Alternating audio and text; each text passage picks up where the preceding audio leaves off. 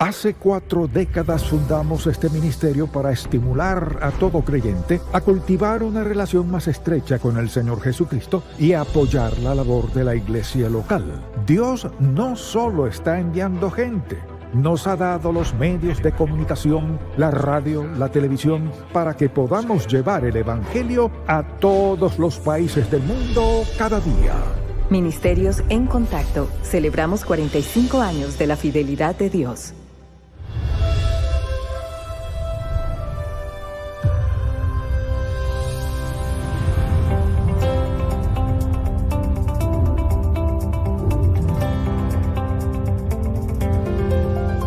En Contacto con el Dr. Charles Stanley celebra 45 años de la fidelidad de Dios y de llevar el mensaje del Evangelio alrededor del mundo. Hoy, en el programa En Contacto, de rodillas somos más altos y más fuertes. En la vida se nos presentan toda clase de problemas y a veces no sabemos cómo responder. Decimos, Señor, ¿dónde estás en medio de todo esto? ¿Por qué no haces nada? A veces pensamos, Señor, si en verdad me amaras, no permitirías que me pasara esto, o si en verdad me amaras, no indicarías qué hacer en este momento en mi vida.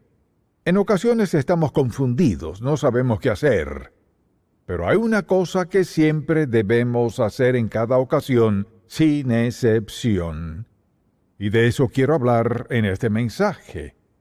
Porque hay un libro en la Biblia que habla de lo que debemos hacer lo propicio en cada ocasión. Así que le invito a buscar el libro de Nehemías. Quizás piense, ese es el profeta. ¿Cómo sabremos qué es lo propicio en cada ocasión? Lo verá en un momento. Permítame darle un poco del trasfondo. Nehemías era el copero del rey Artajerjes y ser el copero del rey implicaba tener un cargo de gran responsabilidad y eran muchas las exigencias. De hecho, debía ser de buen parecer, saber exactamente qué clase de vino deseaba el rey, debía conocer todo el protocolo pertinente.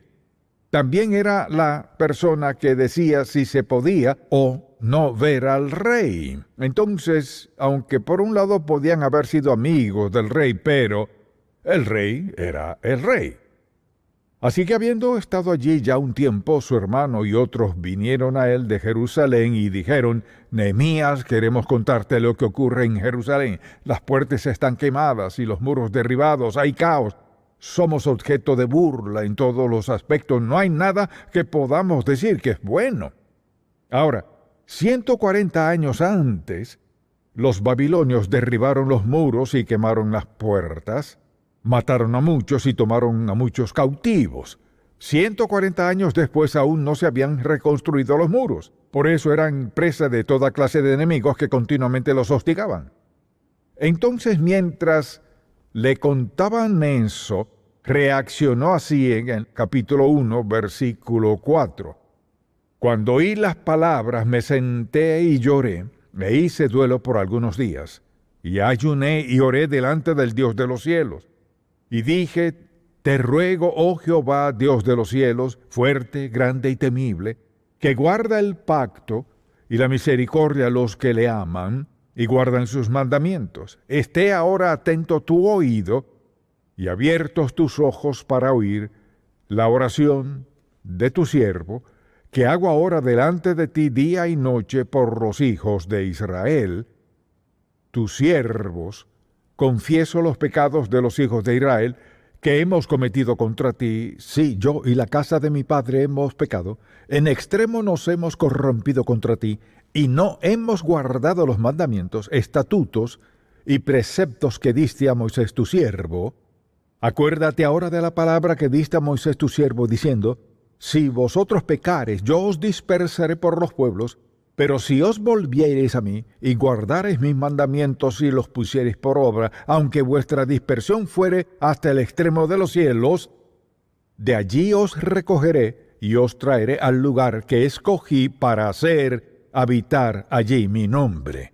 Ellos pues son tus siervos y tu pueblo, los cuales redimiste con gran poder con tu mano poderosa. Te ruego, Jehová, esté ahora atento tu oído a la oración de tu siervo, y a la oración de tus siervos, quienes desean reverenciar tu nombre. Concede ahora buen éxito a tu siervo, y dale gracia delante de aquel hombre, porque yo servía de copero al rey.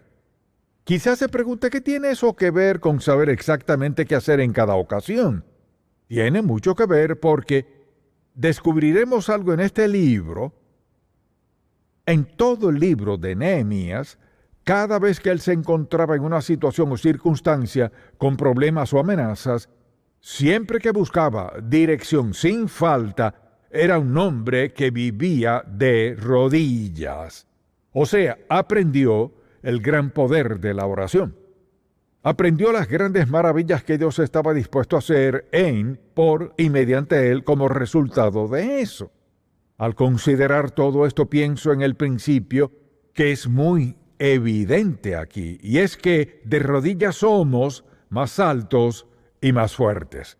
Con esto quiero decir que nuestro impacto es mayor y experimentamos más poder, fuerza y vigor para enfrentar lo que sea en la vida con éxito. Porque la oración es la herramienta selecta que Dios nos da para alcanzarlo, hablarle, rogarle y también recibir de Él.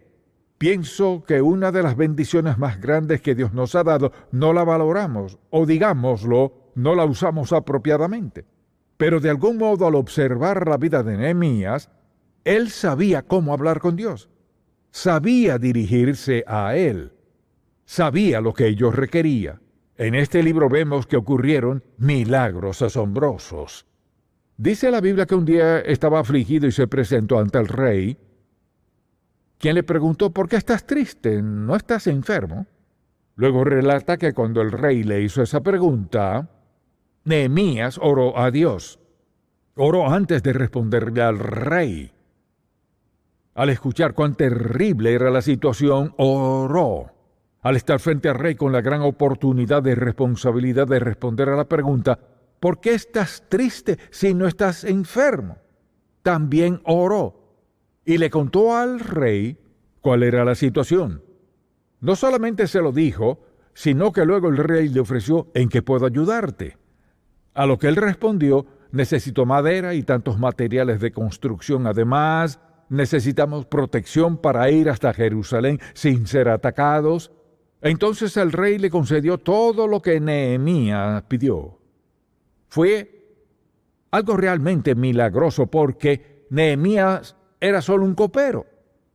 Pero cuando él oró en respuesta a lo que sus hermanos le habían contado, también oró frente al rey. Y veamos lo siguiente. Al partir y luego llegar a Jerusalén, oró mientras buscaba la visión y dirección de Dios para saber que llevar a cabo esa gran tarea. Desde un principio, Nehemías comenzó a hablar con la gente. Sin embargo, él entró en una situación en la que quizás no conocía a nadie en ese momento en particular. Entró en escena y a la vez tendría que asumir el liderazgo. Tal vez para muchos no era buena idea. ¿Quiere decir que vienes acá a decirnos qué hacer? Así que tuvo que pedirle dirección a Dios. Luego comenzó a hablar con algunas personas y observó el lugar muy en secreto. Al hablarles estuvieron de acuerdo y él les dijo: vamos a reconstruir esto. El Espíritu de Dios estaba sobre él.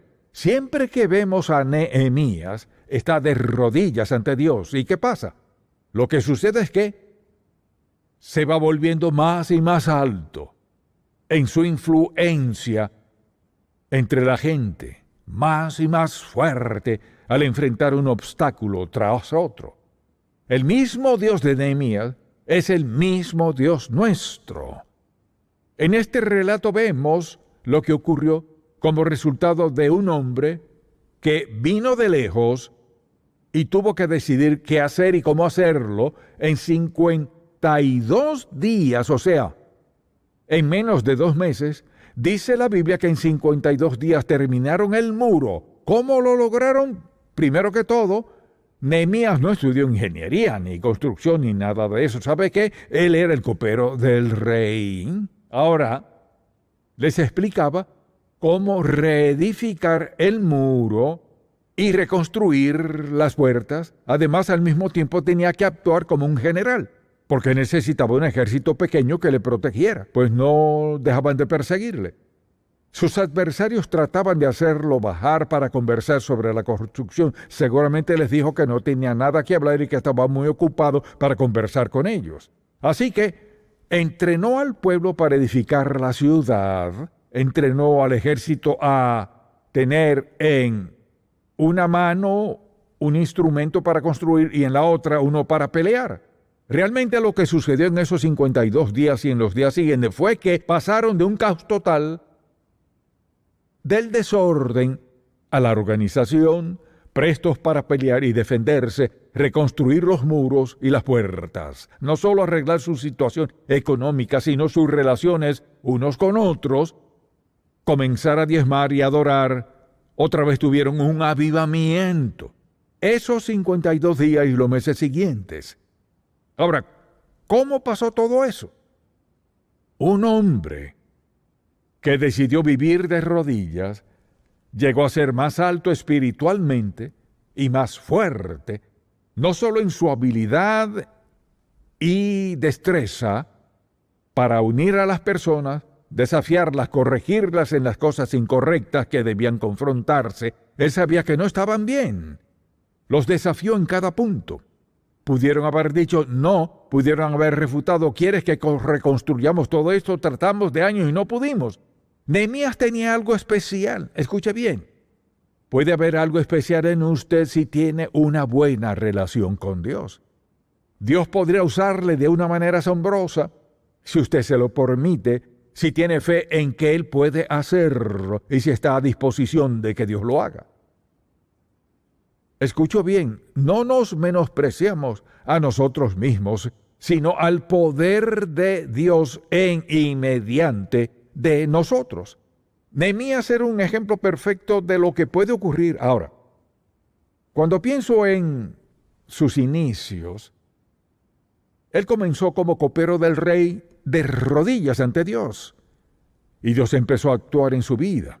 Lo que quisiera hacer en este mensaje es mencionar varias cosas que en verdad ocurren al comenzar a orar seriamente delante de Dios y ver cómo Él actúa en nosotros. Quisiera que se olvidara del pasado, quizás diga, he hecho esto y aquello. Olvide todo lo pasado. Lo importante es qué quiere y puede hacer de ahora en adelante. Piense en lo que dijimos. Y es que de rodillas somos más altos y más fuertes en el alcance, efecto e impacto que tenemos en quienes nos rodean. Enfrentamos cualquier cosa con fortaleza y confianza al andar de rodillas ante Dios. Quizás diga, ¿quiere decir que debo arrodillarme cada vez que ore? No, pero deseo que escuche con atención. Hay algo especial al arrodillarse que marca una diferencia y sé que algunos no pueden hacerlo, pero la verdad es que no es tanto el arrodillarse sino orar, es hablar con Dios. Así que quisiera que piense en esto un momento, porque muchas personas hablan con Dios, bueno, anoche oré, y yo siempre oro, pero en verdad, ¿cuándo oramos seriamente? ¿Confiamos en que Dios hará algo o solo esperamos que así sea? Hay una gran diferencia en expectativas, confiar y esperar. Dios habla de confiar en Él, creer en Él y esperar en Él que actúe. Pensemos un momento en esto. Cuando nos arrodillamos o cuando oramos, lo que debemos hacer es reconocer que Dios no ha olvidado que Dios es el soberano del universo, o sea, que Él tiene control absoluto de todo, como lo dice en el Salmo A103. Jehová estableció en los cielos su trono y su reino domina sobre todo, todas las cosas, tiempos y lugares, todo. Escucha bien, si Dios no es el soberano del universo, ¿para qué orarle? Sabemos que hay muchas cosas que parecen ser imposibles. ¿Por qué orar a Dios si no creemos que sea soberano en control y dominio total? ¿Por qué hablar con Él? Así que recordemos a quién oramos. No es el hombre allá arriba, como algunos lo llaman, o dicen, Dios hará esto y aquello por mí. Es el soberano Dios del universo. Aunque es Dios y es soberano, también es mi amigo. Pero mire, Dios puede ser nuestro amigo, pero nunca deja de ser el creador y nunca deja de ser quien gobierna el universo. Nunca deja de ser amo y Señor. A veces vamos a Dios en oración como si fuera mi camarada. Dios no es nuestro camarada, Él es el soberano, Dios del universo, el creador. Si notamos cómo Nehemías se dirigía a Dios, es interesante ver que cuando oraba, usaba las mismas palabras que, por ejemplo, usó Moisés en Deuteronomio al orar, la misma palabra que usó Daniel en el capítulo 9. Note lo que dijo. Al orar, te ruego Jehová, Dios de los cielos, amo, quien gobierna y reina, fuerte, grande y temible. ¿A qué se refiere Nehemías al hablar del fuerte, grande y temible Dios? Habla de la santidad de Dios, que Él es santo. Y me pregunto con qué frecuencia al orar pensamos, soy un ser humano pecador hablando con el Dios santo. No es nada frívolo hablar con Dios Todopoderoso. No es un juego. Dios no es el hombre allá arriba. Él es el Dios soberano del universo. Así que se presenta ante el Dios Santo. ¿Y qué pasa? Lo siguiente que vemos es que comienza a confesarle a Dios su pecado. No solo los pecados de la nación de Israel, la oración de Daniel es similar. Habla de los pecados de la nación de Israel, pero notemos que Nehemías dijo, mi padre, hemos pecado contra ti, nos hemos corrompido a causa de nuestro pecado. Lo que deseo que veamos aquí es simplemente esto. Después de reconocer la soberanía de Dios y la santidad de Dios, Nehemías trata todo este asunto del pecado. Mucha atención. Si me escucha, diga amén. La pureza de corazón y el poder de Dios van unidos, entrelazados.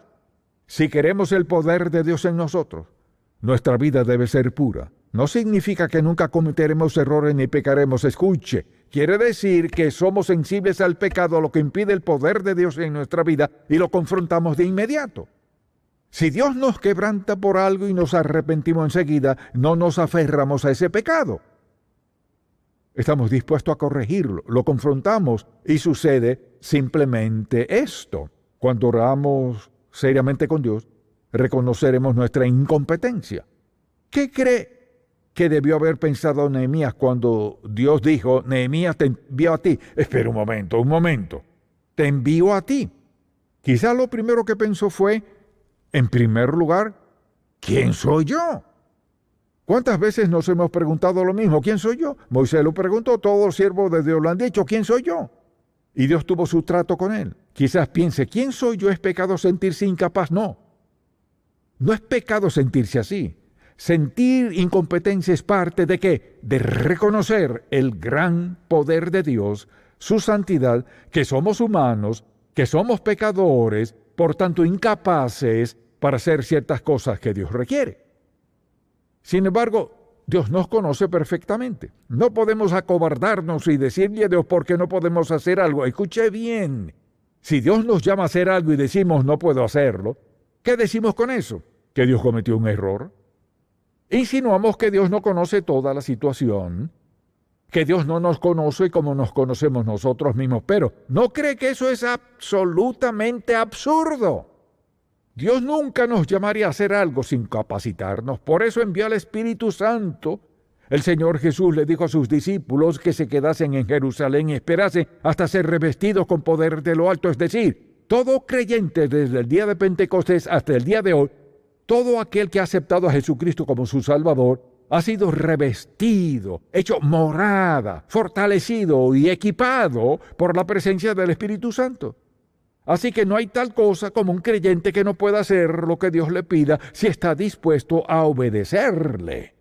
Así que sentirse incompetente era parte de lo que Nehemías tenía que pasar. Pero escuche, me encanta esto. ¿Por qué Dios permite que seamos incompetentes? Para atraernos a Él. Mientras más sintamos nuestra incompetencia, que más oraremos. Hay una bendición en sentirnos incompetentes. Podemos ir a Dios y decir, Señor, tú sabes que no puedo hacerlo sin ti. Te necesito. Debo tener acceso a tu gran poder en mi vida para lograr hacer esto. ¿Por qué fue tan alto y tan fuerte Nehemías? ¿Por qué lo seguían? ¿Por qué sucedieron milagros? ¿Por qué fue un hombre que fue copero, esclavo, por así decirlo, aunque con un buen cargo, pero ahora le enviaban a hacer algo que no pensaría que podía hacer? Pero fíjese, quizás alguien diga, me siento incompetente. Si creo que esto es lo que Dios quiere que haga, entonces le pregunto esto, ¿piensa que Dios le llamaría a hacer algo y luego separarlo de eso? Si deseamos que Dios conteste nuestras oraciones, esto pasa. No solo debemos reconocer nuestra incompetencia y limpiar nuestro corazón, sino también debemos estar dispuestos a que Dios nos use. Si dice, oh, no, ¿por qué no? No podemos decir que Dios no nos ayudará. No sé cuántas oraciones conteste Dios si no estoy dispuesto a ser parte de la ejecución de la respuesta. Cuando nos arrodillamos, recordemos también que al orar de rodillas tenemos el privilegio de experimentar, escuche bien, de experimentar el poder divino, poder del Espíritu Santo, el poder que nos faculta. Él no nos da poder a la ligera. Lo que necesitamos, Dios hará que sobreabunde en nuestra vida para facultarnos, para hacerlo. No existe un don nadie, no existe una persona inútil. Sea quien sea usted, le digo, Dios tiene un lugar para usted. Si clama a Él, Dios oirá y contestará su oración. Porque Dios no quiere que perdamos el tiempo y la influencia que podemos tener en otros. Entonces, al ver lo que sucedió en la vida de Nehemías, él sintió todo esto, pero también experimentó el poder de Dios. Mire, Dios quiere que se vea a la luz de quien Él ve en usted, el potencial que tiene, lo que puede hacer, no en su propia fuerza, como lo vemos dicho una y otra vez en este mensaje, sino en el poder del Espíritu de Dios. Escuche, de rodillas somos más altos, nuestra influencia es mayor, experimentamos más poder, fortaleza y vigor en nuestra vida para enfrentar toda y cualquier situación. Esa es la clave, es la fuente, es la dirección, es el plan y nunca habrá un plan mejor que ese. Ahora la pregunta es, ¿qué se supone que debamos hacer al respecto?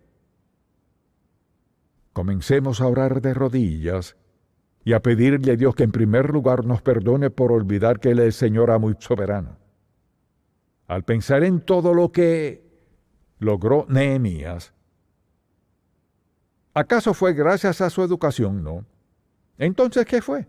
Fue porque había cultivado una relación con el Padre, confiaba en Dios, también mantuvo su corazón puro, reconoció su incompetencia, se puso a disposición, sabía que recibiría la visión y dirección de Dios, que el Espíritu Santo lo facultaría para hacer lo que Dios le encomendara.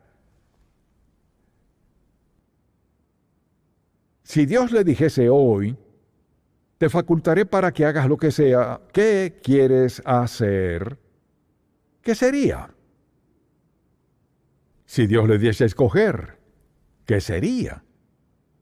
Permítame decirlo de esta manera, tras haber escuchado este mensaje y escuchado la verdad, lo que dice Dios, usted tendrá que resolverlo. Hay quienes tienen muchos dones, talentos, destrezas, pero nunca han pensado en servir a Dios, solo piensan, bueno, haré lo que pueda en la vida.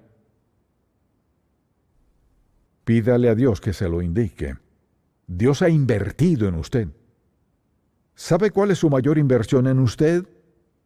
Mire la cruz. Esa es su mayor inversión. Dios envió a su Hijo Jesús a la cruz a morir por nuestros pecados, ser posible que seamos perdonados de nuestros pecados y que tengamos una relación estrecha con Dios. No solo eso, sino que mora en nosotros su Espíritu y ser usados por Dios. ¿Acaso tenemos derecho a negarnos a Dios? No.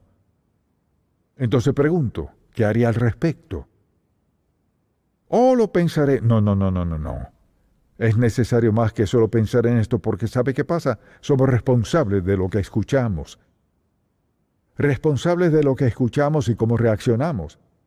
Quien quiera que sea, nunca puede decir, Señor, no lo sabía. Ya sabe cuál es el principio ahora mismo. Que Cristo murió por usted.